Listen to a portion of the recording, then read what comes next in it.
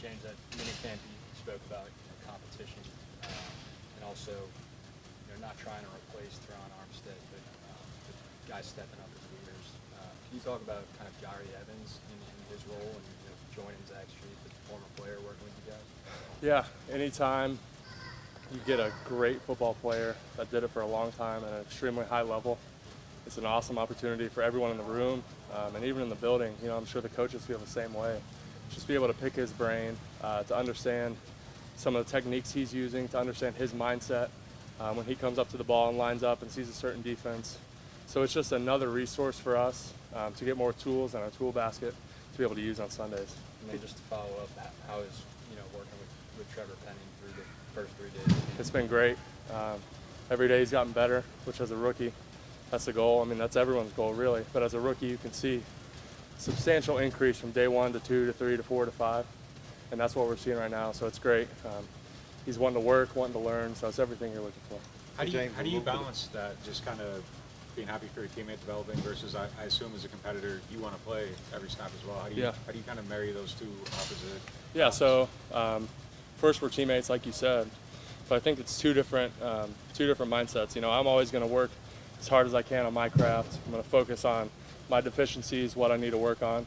And then when I'm not in there getting the reps, I'm going to watch him and try to help him. Because at the end of the day, if you have 2 really good left tackles, we're going to find a way to get people on the field.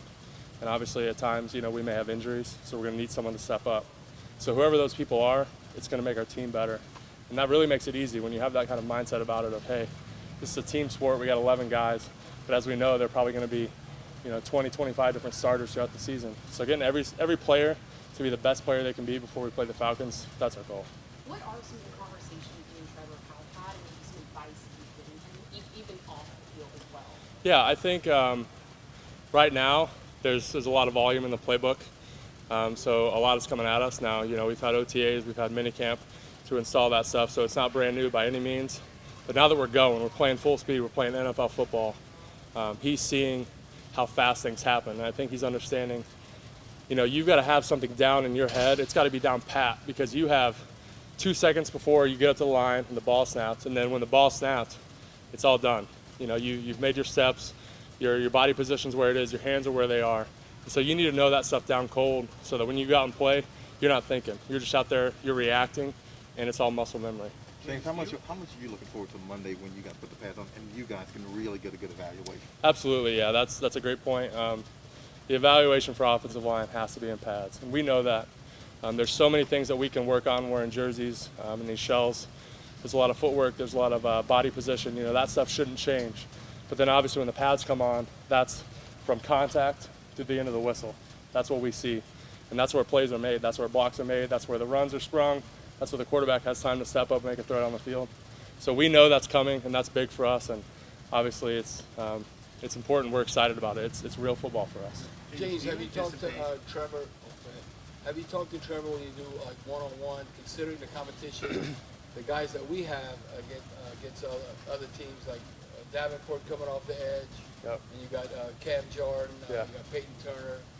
That's something that could be surprising to him, considering that now you can be in pads and doing that drill. Yeah, absolutely. That's anytime you got the depth that we have at defensive end, it's going to make you so much better. And when you go to that first preseason game, I guess those first joint practices, you're going to see different guys, and I think then you're going to understand, man, we got some good guys on this team, and that's going to make us better. And yeah, it's going to be tough out there some days, and some days they're going to get the better of you, but come out the other side, you're going to be way better off for it. So we're glad for it. We know we got to fight through, but we know it's going to put us in a great spot come week 1. Do you anticipate doing all your practices, snaps, install, everything at left tackle and not moving around? And is that different than, I guess, camps in a while for you? Or? Yeah. That's what they told me to this point. Different from years previous where I've kind of moved around and filled in different spots. So that's what I'm focused on right now. Had you done that in any of your previous stops where you were a one-position training camp guy? It kind of, yeah. Some years I have, some years I haven't. It really depends. There's so many variables. There's injuries, there's scheduled off days, there's things like that. But there have been camps where I've been a one-position guy, and there's been other camps where I've been moving around. And how much does that change for you? I mean, I'm sure you don't try to have a different weight if you know you might be wanting to be a tackle and a guard, but I mean, how much does focusing on just left tackle help you hone your craft? It really helps. You know, there's a lot more specifics that I can get into that I can study myself on film.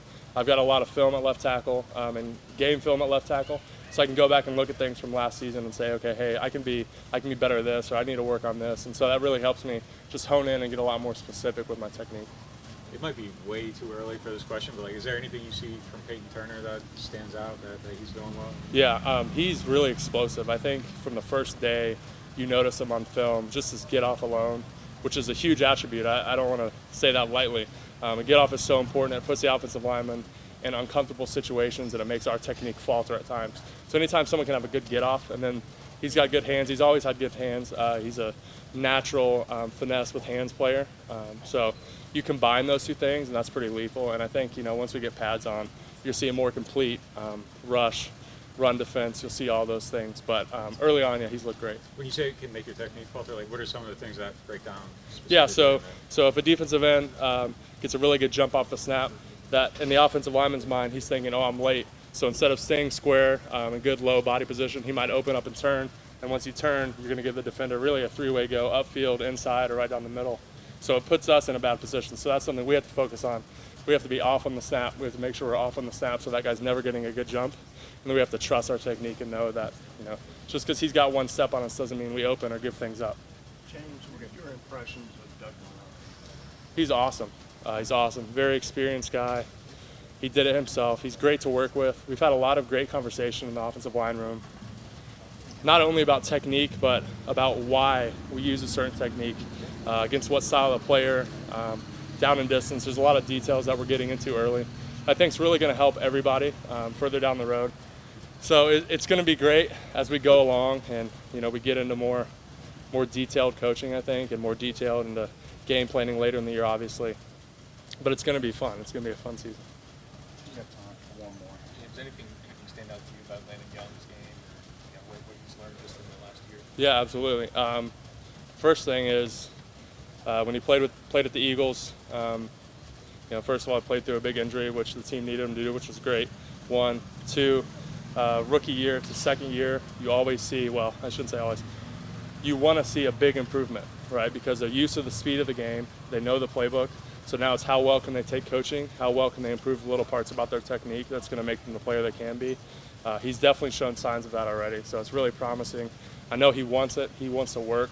He wants to get better. He wants, I mean, and I talked to him yesterday. He's telling me he's watching Ram in front of him, and obviously that's a huge luxury to have a guy that good, to be able to watch him and study him. So he wants it. He's in a great position. I know he's going to keep working. He's just going to get better and better. Thanks, guys. I was going to ask a question. Since film study is a big issue in the media right now, studying on, could you give me the example of how much time you spend in a week, or example, offensive line, the whole group, how much time y'all spend in the film room or outside off the field? Yeah, so I guess as an offensive line, like as a unit, we've got meetings, I don't know, probably 4 or 5 hours a day, something like that. Don't quote me on these numbers, these aren't exact. But 4 or 5 hours of meetings as a unit together. Then when we're done, you know, we usually try to watch a cut-up of something of the opponent all together, no coaches, just players talking about what we're thinking. And then you go home and you watch on your own. And that changes from guy to guy, right? Certain people want to look at certain things. They study film. People study film a little bit differently, whether they're studying scheme or whether they're studying the person across with them. It changes if you're a starter and if you're a backup and you're playing different positions, you've got to watch film differently. So that part varies a lot, and it's up in the air.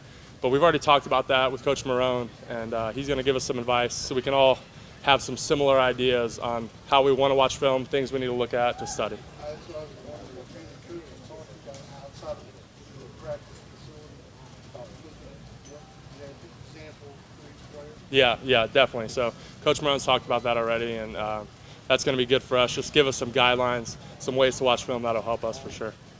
Yeah, thank you guys. Thanks, James. Hey guys, we're going to have